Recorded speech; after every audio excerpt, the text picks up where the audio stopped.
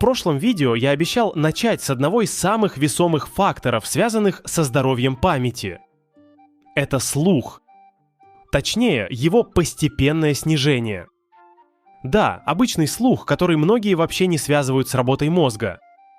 Если вы стали делать телевизор погромче, чаще переспрашиваете, или быстрее устаете от продолжительных разговоров, возможно, вы уже каждый день сталкиваетесь со снижением слуха.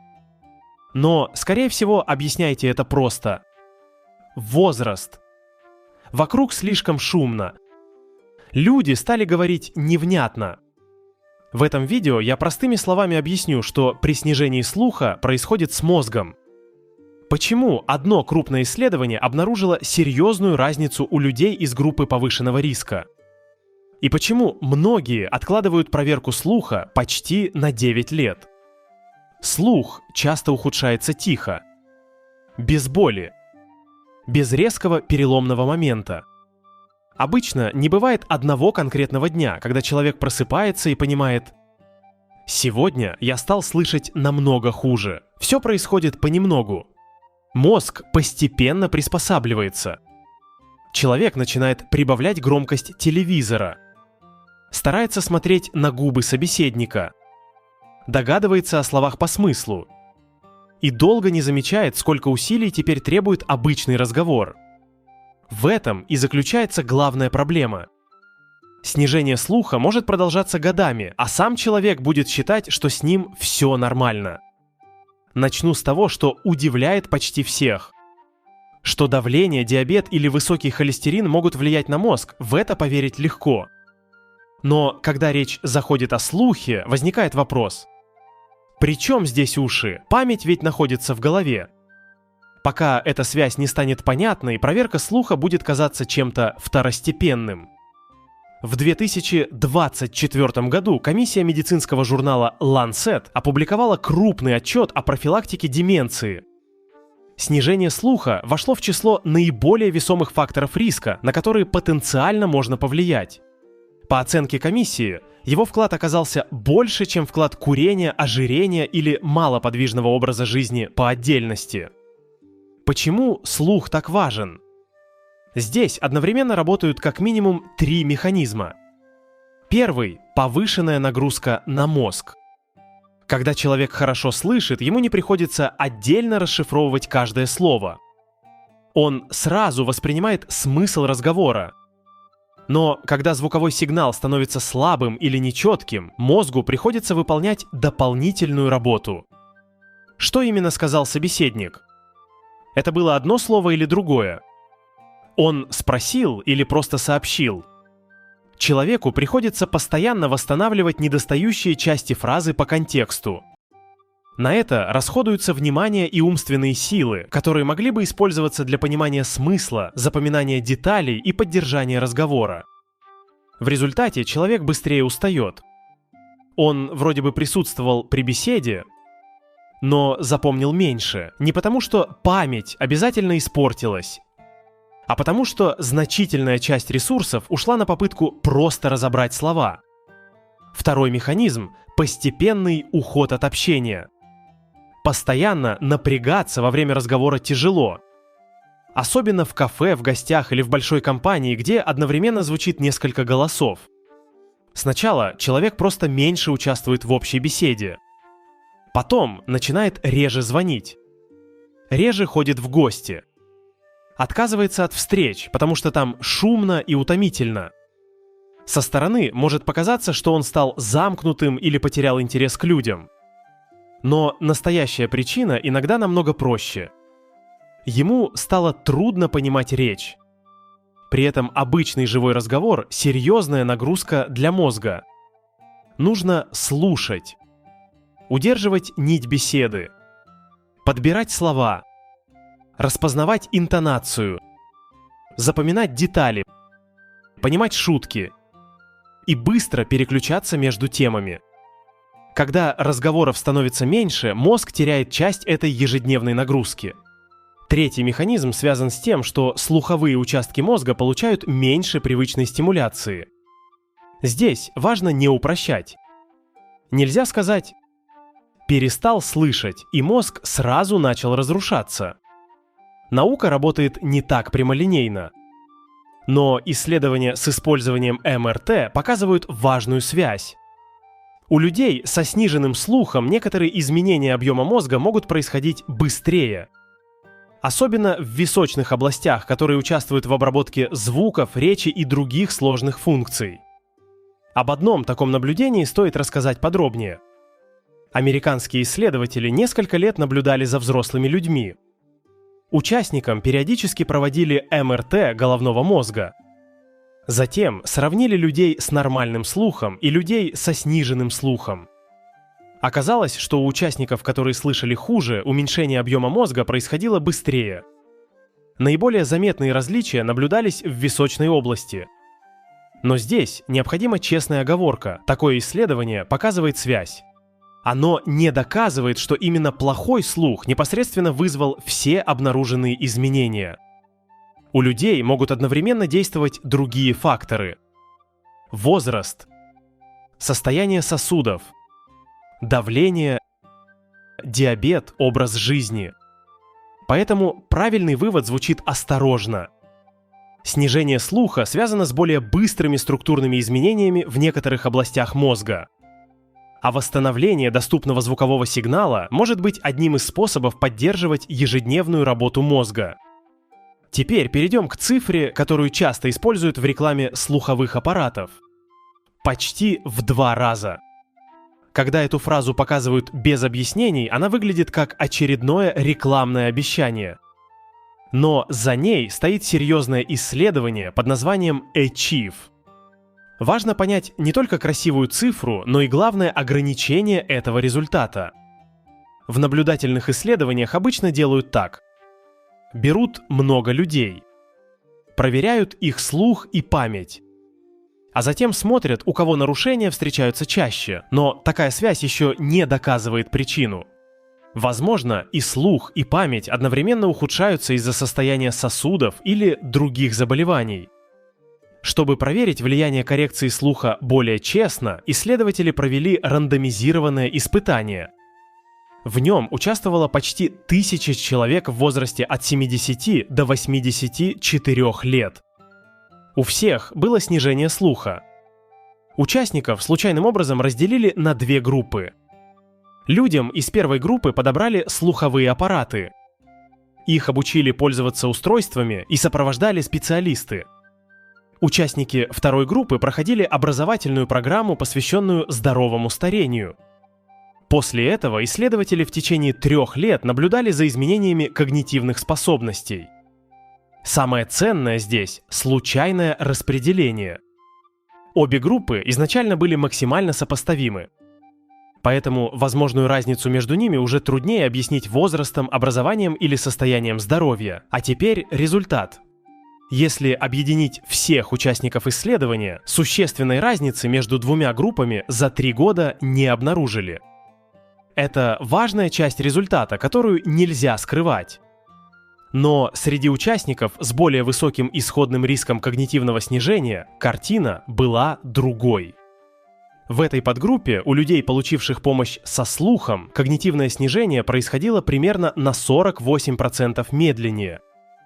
Почти в 2 раза. А среди относительно здоровых участников, у которых изменения и без того происходили медленно, заметной разницы за 3 года не обнаружили. Вот честный вывод. Нельзя утверждать, что слуховой аппарат обязательно улучшит память у каждого человека. Но коррекция слуха может оказаться особенно важной для тех, у кого уже есть несколько факторов риска когнитивного снижения. Например, высокое давление, диабет, сосудистые заболевания, социальная изоляция или уже заметные трудности с мышлением и памятью. Именно такие оговорки отличают научный разбор от рекламы. Здесь не будет обещаний вернуть память одной зарядкой для ушей. Мы будем разбирать по одному фактору за раз. Простыми словами, с цифрами и с ограничениями, о которых обычно забывают. Подпишитесь, чтобы не собирать эту информацию по отдельным роликам. Теперь самое обидное. между моментом, когда слух действительно начинает мешать, и обращением за помощью нередко проходят годы. В одном продолжительном исследовании средняя задержка составляла почти 9 лет. Почему люди так долго тянут? Первая причина – слух снижается постепенно. Мозг каждый день немного приспосабливается. И человек искренне уверен, что все вокруг говорят тише и менее разборчиво. Часто изменения первыми замечают не сами люди, а их близкие. По громкому телевизору, по частым переспросам, по ответам не впопад, потому как человек все чаще остается в стороне от общего разговора. Вторая причина – неприятие и стыд. Очки давно воспринимаются как обычный предмет. А слуховой аппарат у некоторых до сих пор ассоциируется со старостью и беспомощностью. Признать, что он нужен, бывает тяжелее, чем просто надеть очки. Поэтому человек откладывает решение. До тех пор, пока разговоры не становятся по-настоящему сложными. Пока не начинаются недоразумения с близкими. Или пока он почти полностью не отказывается от шумных компаний. Сложите эти две причины. Снижение происходит незаметно, значит, можно не спешить. Признать проблему неприятно, значит, можно еще немного подождать. Так проходят годы. Но сегодня проверить слух и получить помощь проще, чем раньше. Современные слуховые аппараты стали меньше. Некоторые по внешнему виду напоминают обычные беспроводные наушники. Однако начинать нужно не с покупки устройства. Начинать нужно с нормальной проверки слуха и консультации специалиста. Главная причина потерянных лет часто заключается в одной мысли: «Мне еще рано». Или «Со мной все нормально, теперь практическая часть». Как понять, действительно ли вам стоит проверить слух? Ошибиться можно в обе стороны. Одни начинают беспокоиться после одного случайного переспроса. Другие годами объясняют все плохой акустикой и шумными собеседниками. Один признак сам по себе еще ничего не доказывает. Важна повторяющаяся картина. Проверьте себя. Вы стали делать телевизор громче, чем раньше. Близкие говорят, что звук уже слишком громкий. В кафе или в компании трудно разобрать слова, хотя один на один в тишине все кажется нормальным. Вам все чаще кажется, что люди бормочут себе под нос. Вы регулярно переспрашиваете. Или делаете вид, что поняли, хотя часть фразы не расслышали. После долгого разговора вы чувствуете сильную усталость. По телефону понимать речь стало сложнее. Вы иногда не слышите звонок в дверь или другие звуки, которые замечают окружающие. Особенно важный признак – трудности с пониманием речи в шуме. Голос вроде бы достаточно громкий, человек может честно сказать: «Я не глухой, я все слышу». Но в кафе, на семейном празднике или в помещении с эхом слова начинают сливаться. Именно такое изменение проще всего не заметить. Проверка называется аудиометрией. Пугаться этого слова не нужно. Во время обследования через наушники подают звуки разной частоты и громкости. Вы отмечаете, какие из них слышите. Затем специалист оценивает результат. Это не болезненная процедура. И обычно она не занимает много времени. Домашний список признаков не ставит диагноз. Но если вы отметили несколько повторяющихся изменений, проверку лучше не откладывать. Чтобы это видео не осталось просто интересным фактом, вот короткий план. Сегодня перечитайте список признаков. Не отвечайте автоматически. «Нет, у меня все нормально». Запишите, какие ситуации действительно повторялись за последние месяцы. На этой неделе задайте близкому человеку прямой вопрос. «Тебе не кажется, что я стал чаще переспрашивать или делать телевизор громче?» Со стороны постепенные изменения часто заметнее. Если признаков несколько, запишитесь на проверку слуха. Именно запишитесь. Не просто подумайте: надо будет когда-нибудь проверить. Назначенная дата намного полезнее хорошего намерения. И еще одно правило. Не уходите полностью от общения только потому, что стало трудно понимать разговоры. Попросите собеседника говорить немного медленнее. Перейдите в более тихое место. Сядьте так, чтобы видеть лицо человека. Но продолжайте поддерживать реальные контакты. Потому что отказ от разговоров может добавить к снижению слуха еще и социальную изоляцию. Если подвести итог совсем коротко, получится следующее. Снижение слуха происходит медленно и долго остается незаметным. Мозгу приходится тратить больше сил на расшифровку речи. Человек быстрее устает и постепенно отказывается от общения. Исследования МРТ обнаруживают связь между снижением слуха и более быстрыми изменениями в некоторых областях мозга. А рандомизированное исследование показало, что коррекция слуха может замедлять когнитивное снижение у людей из группы повышенного риска. При этом многие откладывают обращение за помощью почти на 9 лет. И хорошая новость заключается в том, что здесь не требуется героизм. Не нужно пытаться самостоятельно поставить себе диагноз. Достаточно честно оценить повторяющиеся признаки. Задать один прямой вопрос близкому человеку. И при необходимости записаться на проверку слуха. Подпишитесь, если вам подходит такой формат. В следующем видео мы разберем самые скучные, но чрезвычайно важные показатели. Давление, холестерин и сахар в крови. Те цифры, которые могут молчать годами, а затем проявиться уже своими последствиями.